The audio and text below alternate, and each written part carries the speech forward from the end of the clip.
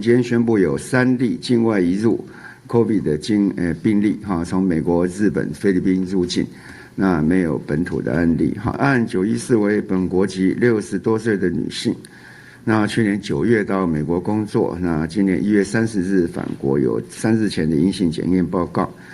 那入境时主动告知说在搭机的时候有这些腹泻的症状。2月1日于集中检疫所进行2采，那今日确诊。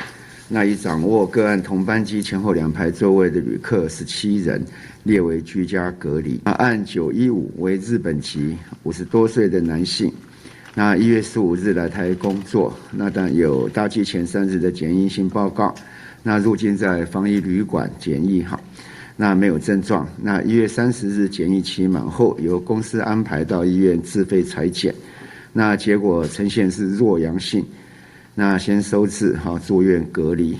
那1月30日的检体经实验室复验，核酸及血清总抗体均呈阳性。那今日确诊。那与匡列个案接触者2人，列为居家隔离。案916为本国籍20多岁的男性，那去年1月到菲律宾就学，那今年1月26号返国那搭机前的检阴性报告有。那在防疫旅馆检疫，那1月28日、29日陆续出现喉咙不适及咳嗽的症状。1月31日主动回报。